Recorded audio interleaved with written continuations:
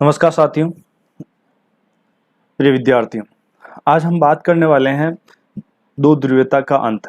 इसमें हमारी आज चौथी क्लास है।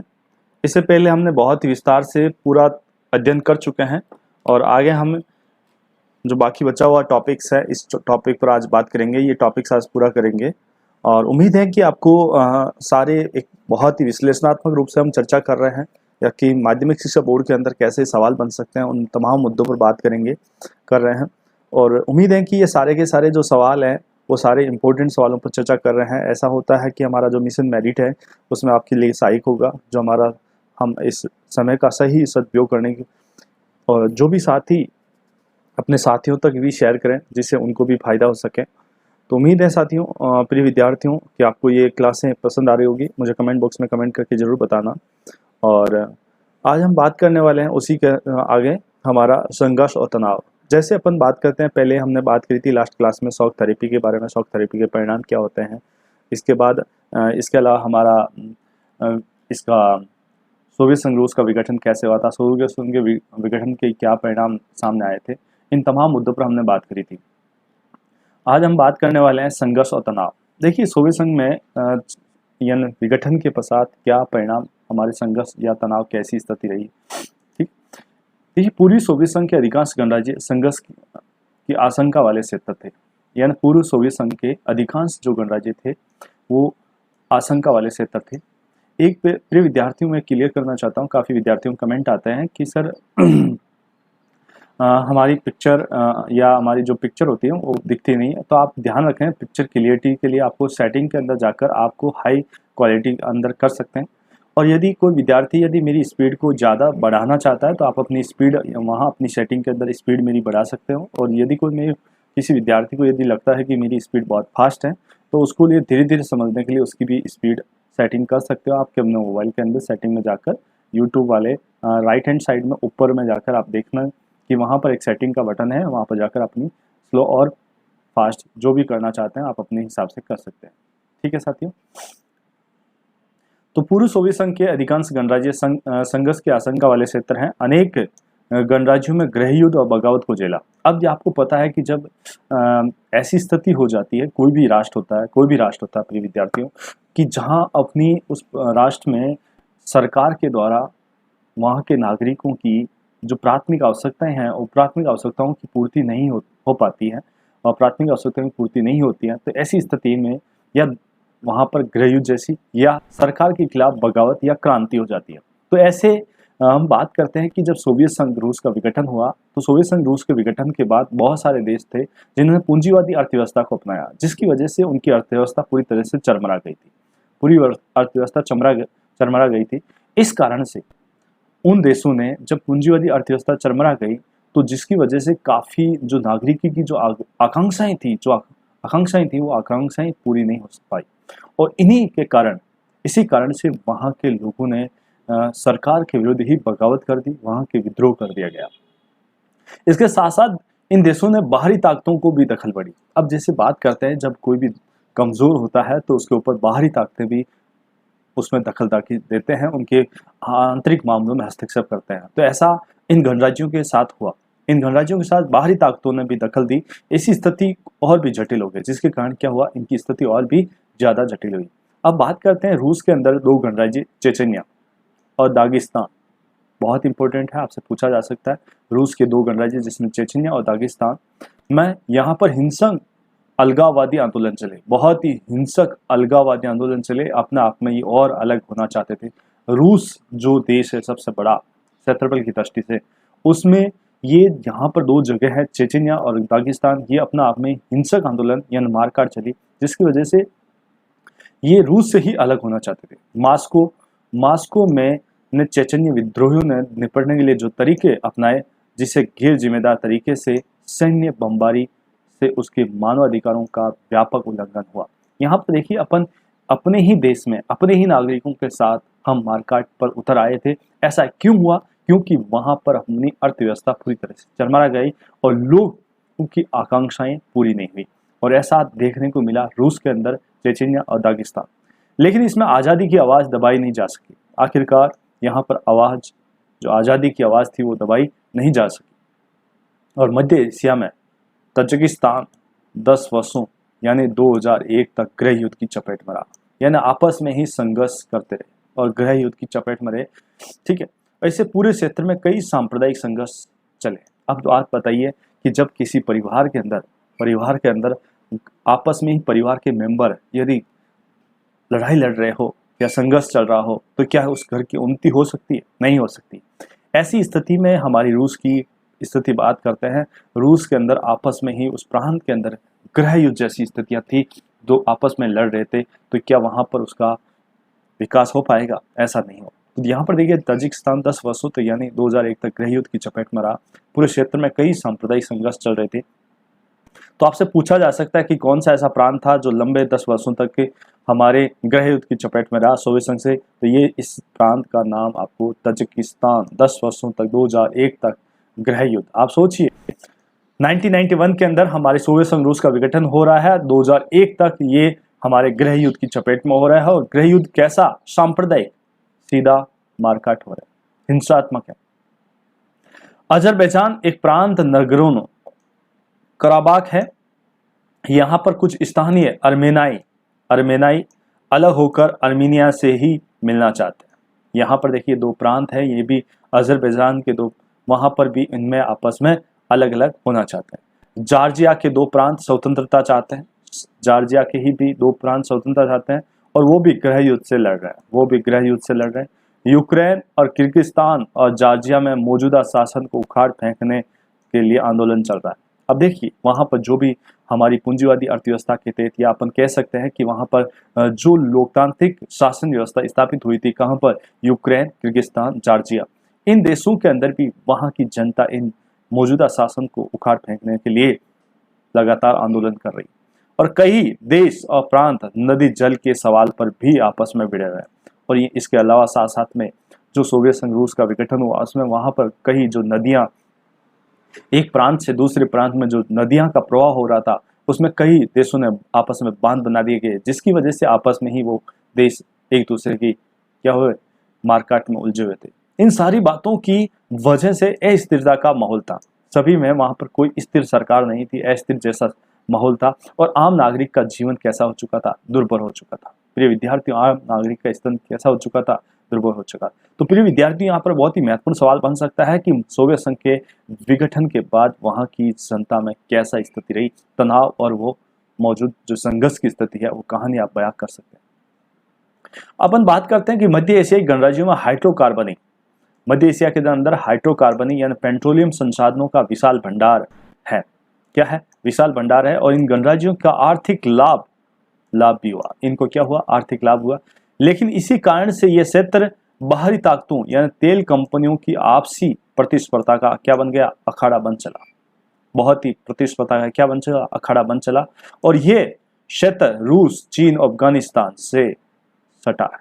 ये सारा का सारा किससे सटा हुआ? फिर विद्यार्थियों, हमारी बाहरी ताकतें या तेल कंपनियों की आपसी प्रतिस्पर्धा, यानी वहां पर तेल कंपनी आ रही है और वो प्रतिस्पर्धा लग रही है और उन्हीं का वो अखाड़ा बन गया। अखाड़ा में क्या होता है? ये 2 या 2 से अधिक आदमियों के बीच में द्वंद होता है, यानी वहां पर युद्ध लड़ा जाता है। वैसी स्थिति यहाँ पर हो चुकी थी। रूस और चीन अफगानिस्तान से सटा है, रूस, चीन और अफगानिस्तान से सटा है, तो पश्चिमी एशिया के नजदीक है। तो 11 सितंबर 2001 की घटना, यानी अमेरिका की जो 26/11 की जो घटना थी, 11 की घटना के बाद अमेरिका ने इस क्षेत्र में सैनिक ठिकाना बना लिया। कहां पर बना लिया?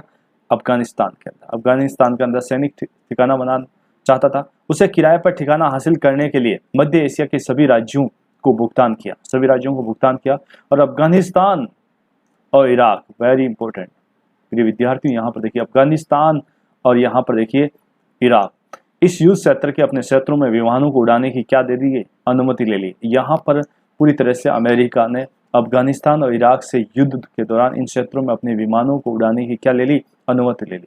रूस इन राज्यों को अपना निकटवर्ती विदेश मानता था। इन देशों को क्या मानता था?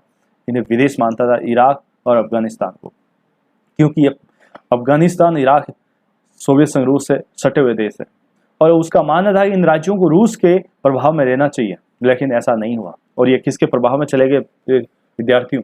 ये अमेरिका के प्रभाव में चले गए, क्योंकि ये पूंजीवादी अर्थव्यवस्था को अपना चुके थे। इन राज्यों के रूस के प्रभाव में रहना चाहिए और खनिज तेल जैसे संसाधनों की मौजूदगी के कारण चीन के हित भी इस क्षेत्र से जुड़े थे।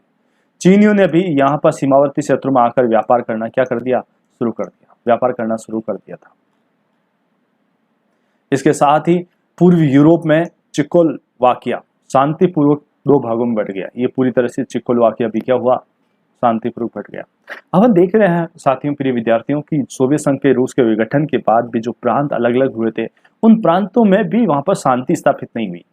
हाँ, उन देशों ने पूंजीवादी अर्थव्यवस्था को अपनाया, लेकिन पूंजीवादी अर्थव्यवस्था के अपनाने के बाद भी वो प्रांतों में वास्तविक सिस्टमेटिक या स्थिर सरकारों का निर्माण हुआ। कुछ न कुछ वहां पर हम देख रहे हैं कि वहां गृह युद्ध जैसी स्थिति हुई और कोई प्रांत वहां पर दो या दो से अधिक प्रांतों में बट गया। यहाँ पर चेक और स्लोवाकिया नाम के दो देश बने। चेकोस्लोवाकिया नाम से जो देश है वहां पर शांतिपूर्वक या हिंसात्मक घटना नहीं हुई, लेकिन यहाँ पर दो देश बन गए जिसका नाम था, एक का नाम चेक, दूसरा स्लोवाकिया। लेकिन ये सबसे गहन संघर्ष बाल्कन क्षेत्र के गणराज्य युगोस्लाविया के अंदर हुआ। ये बहुत ही महत्वपूर्ण सवाल यहाँ पर, बाल्कन यानी, लेकिन सबसे गहन संघर्ष हमारा बाल्कन जो गणराज्य है उसके अंदर युगोस्लाविया के में हुआ। और सन 1991 में बाद युगोस्लाविया कई प्रांतों में टूट गया। देखिए, कई प्रांतों में टूटा और उस प्रांत टूटकर क्या क्या उनके नाम हुए, ये बहुत ही महत्वपूर्ण सवाल आपसे पूछा जा सकता है। युगोस्लाविया के प्रांत, जैसे यहाँ पर भी आपको चेकोस्लोवाकिया टूटकर कौन से दो गणराज्य बने थे उनसे बात पूछा जा सकता है, चेक और स्लोवाकिया। और यहाँ पर भी पूछा जा सकता है युगोस्लाविया से टूटकर कितने प्रांत बने थे, तो इस शामिल बोस्निया, हर्जगोविना, स्लोवेनिया और क्रोएशिया, ये 4 नए राष्ट्र निर्माण हुए। ठीक है, युगोस्लाविया से अलग होने के बाद ये 4 प्रांत बन रहे हैं, बोस्निया, हर्जगोविना, स्लोवेनिया और क्रोएशिया। अपने को स्वतंत्र घोषित कर दिया और यहाँ के नाटो का हस्तक्षेप करना पड़ा। यहाँ पर किसका हस्तक्षेप करना पड़ा, नाटो का हस्तक्षेप करना पड़ा। युगोस्लाविया में बमबारी हुई और जातीय संघर्ष से गृह युद्ध का रूप धारण कर लिया। जातीय संघर्ष से क्या हुआ, गृह युद्ध का रूप धारण कर लिया। आखिरकार नाटो को यहाँ पर क्या करना पड़ा, इसमें हस्तक्षेप करना पड़ा और एक 4 नए राष्ट्रों का उदय हुआ। तो ये आपसे सवाल पूछे जा सकते हैं प्रिय विद्यार्थियों कि कैसे हमारे यहाँ पर अलग हुए थे। अब यहाँ पर देखिए, थोड़ी सी यहाँ पर कहानी बात कर रहे हैं यहाँ पर भारत की।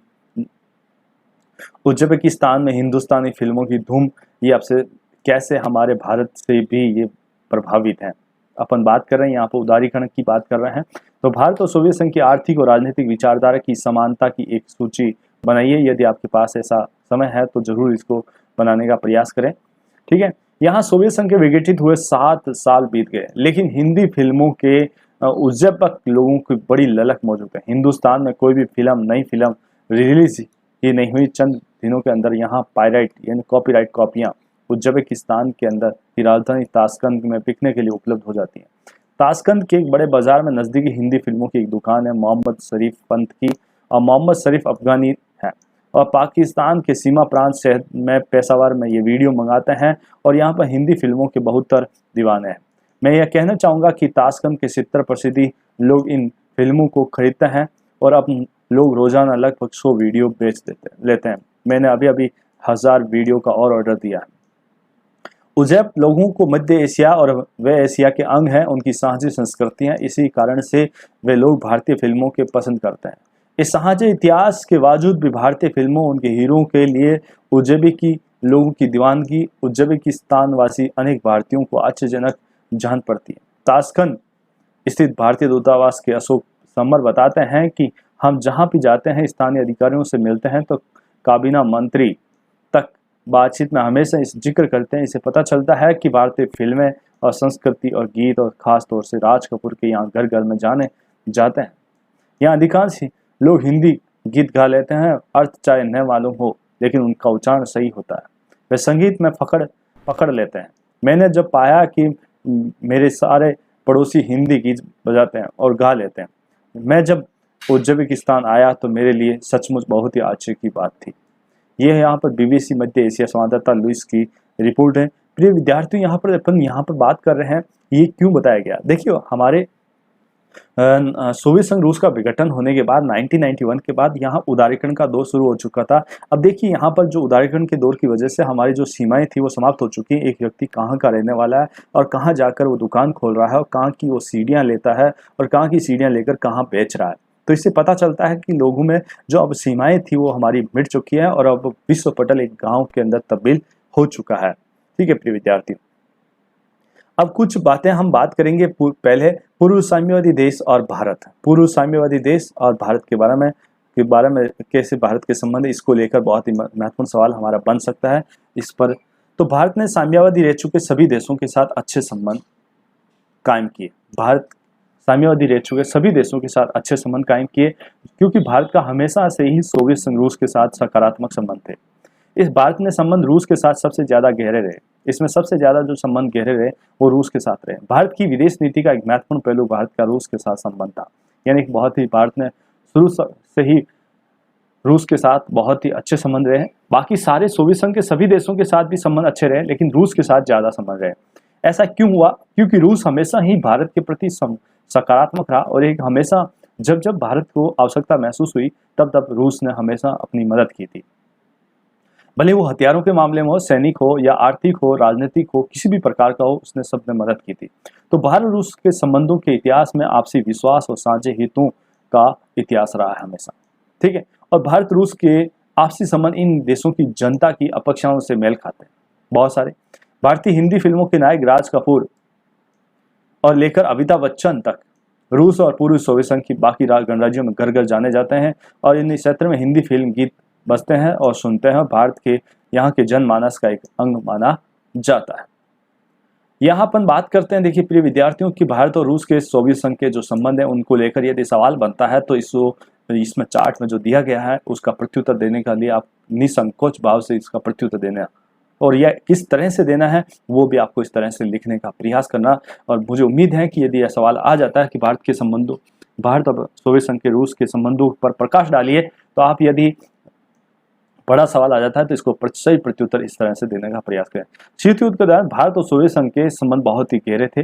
इसे आलोचकों को यह कहने का अवसर भी मिला कि भारत सोवियत खेमे का हिस्सा था। इस दौरान भारत और सोवियत संघ का बहुत ही बहुआयामी संबंध है।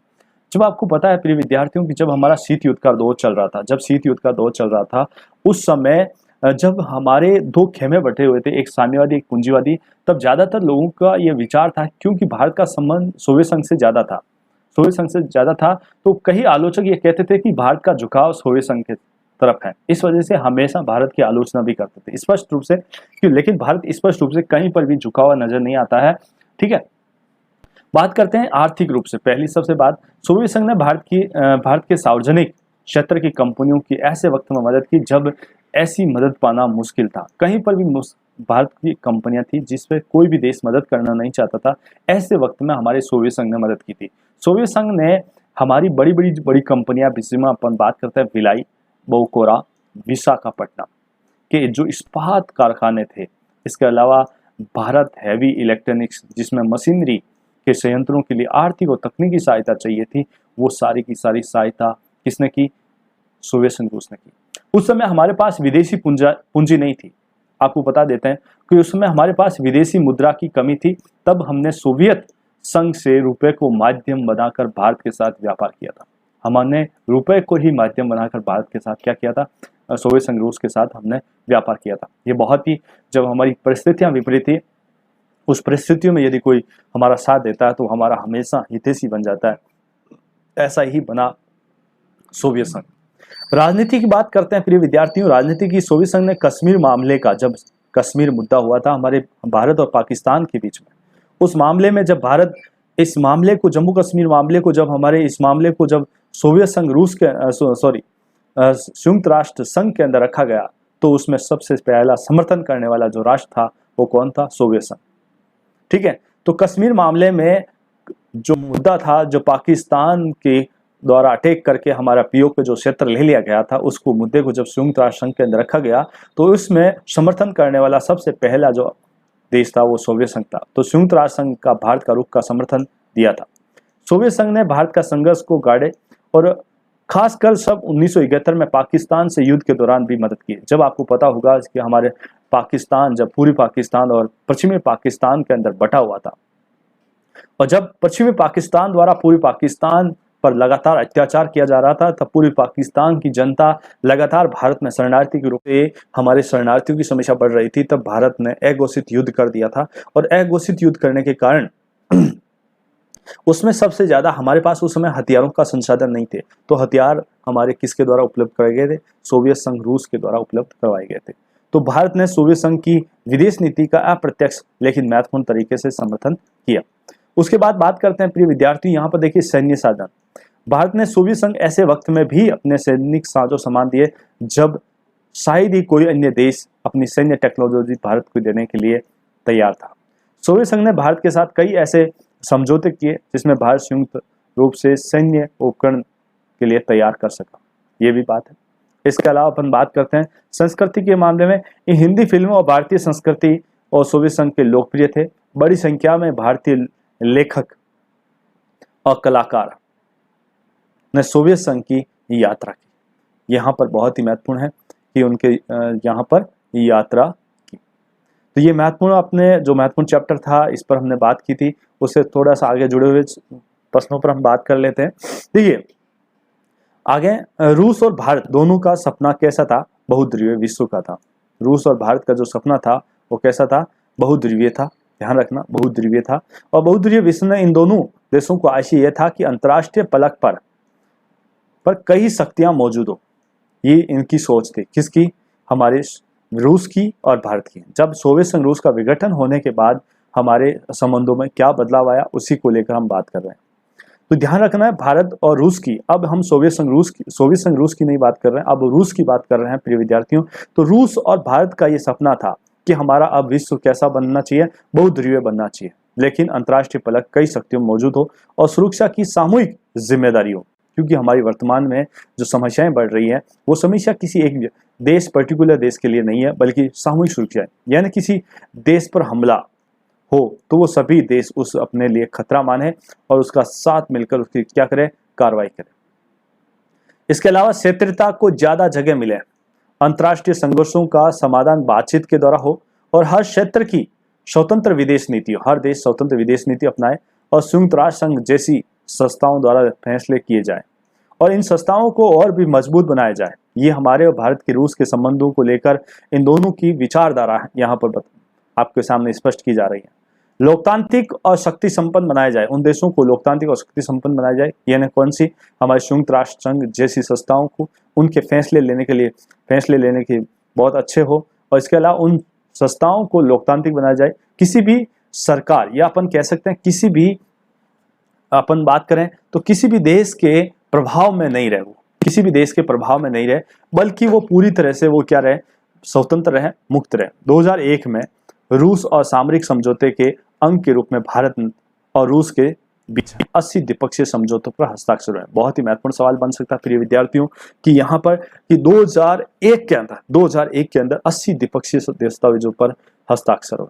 भारत रूस के साथ अपने संबंधों के कारण कश्मीर, ऊर्जा आपूर्ति, अंतर्राष्ट्रीय आतंकवाद संबंधी सूचनाओं का आदान प्रदान हमेशा किया गया। जब भी अपन बात करते हैं, जैसे कश्मीर मुद्दा हुआ, यदि वहां पर आतंकवादी गतिविधियां रही तो तुरंत रूस ने, यदि ऐसी घटना की यदि भनक रूस को लगती तो रूस हमेशा अपनी मदद करता। इसके अलावा हमें जब ऊर्जा की आपूर्ति की कमी महसूस हुई तब भी रूस ने हमारी सहायता की। अंतर्राष्ट्रीय आतंकवाद, ऐसी सभी सूचनाओं का एक दूसरे देश के साथ आदान प्रदान के लिए हमने आपस में वार्तालाप की। पश्चिमी एशिया में पूंछ बनाने के लिए और चीन के साथ अपने संबंधों में संतुलन लाने के जैसे मसलों को फायदे हुए, और रूस के इस संबंधों, अब देखिए अपना जो झुकाव है, जब हमारा रूस के साथ संबंध हुए तो चाइना हमारे साथ जो हमारे को डरा रहा था, या कह सकते हैं चीन के साथ जो हमारा मनमुटाव हो रहा था, तो उसके संबंधों में काफी संतुलन स्थापित हुआ, क्योंकि रूस के साथ, हमारे भारत के साथ एक बहुत ही शक्तिशाली राष्ट्र रूस हमारे साथ खड़ा है। इसलिए चाइना कभी भी हमारी तरफ देखता है तो सबसे पहले रूस को भी देखता है। तो रूस के इस संबंध से सबसे बड़ा फायदा यह हुआ कि भारत रूस के लिए हथियारों का दूसरा सबसे बड़ा खरीदार। अब रूस को क्या फायदा हुआ? रूस को यह फायदा हुआ प्रिय विद्यार्थियों, क्योंकि रूस के अंदर बड़े पैमाने पर हथियारों का निर्माण किया जाता है। वहां पर बड़ी बड़ी वो फैक्ट्रियां हैं, कंपनी है जो हथियारों का निर्माण करती है। और उन हथियारों को खरीदने वाला देश कौन सा है? भारत। सारे के सारे सैनिक जो सामान आते हैं प्रिय विद्यार्थियों, वो सारे के सारे ज्यादातर हमारे कहाँ से आते हैं? सोवियत संघ रूस से आते हैं। और उनकी भारतीय सेना के अधिकांश सैनिक साजो सामान रूस से प्राप्त होते हैं, क्योंकि भारत तेल के आयातक देशों में से एक है। इसके अलावा जो जितना भी हमारा पेट्रोलियम पदार्थ होता है उसमें भी सबसे ज्यादा अपन बात करते हैं हम रूस से ही पेट्रोलियम पदार्थ परचेज करते हैं। इसलिए भारत रूस के लिए बहुत ही महत्वपूर्ण है, क्योंकि बहुत बड़ा बाजार है रूस के लिए।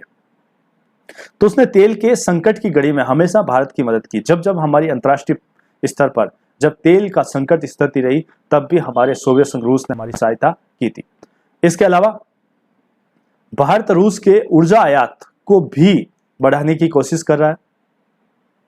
ऐसी कोशिशों के में कजाकिस्तान और तुर्कमेनिस्तान के साथ भी चल रही है। हमारी भारत की जो बातचीत है कजाकिस्तान, इसके अलावा तुर्कमेनिस्तान में भी चल रही है, क्योंकि यहाँ पर भी पेट्रोलियम पदार्थ बहुत पर्याप्त मात्रा में है। यहाँ पर भी पेट्रोलियम पदार्थ क्या है? बहुत ही पर्याप्त मात्रा है। इन गणराज्यों के साथ सहयोग के अंतर्गत तेल वाले इलाकों में साझेदारी और निवेश करना भी शामिल है। रूस भारत की प्रामाणिक योजना के लिए महत्वपूर्ण है, और रूस ने भारत के अंतरिक्ष उद्योग में भी महत्वपूर्ण युद्ध के वक्त क्रायोजेनिक रॉकेट देकर मदद की थी। यानी आप बात करें कि हमारे अंतरिक्ष के अंदर जो वायुयान है, इसके अलावा रॉकेट है, या अपन बात करते हैं कि हमारे जो उपग्रह हैं, उन उपग्रह को जो वहाँ पर छोड़ने में हमारी सबसे मदद की थी। किसने? सोवियत संघ रूस ने।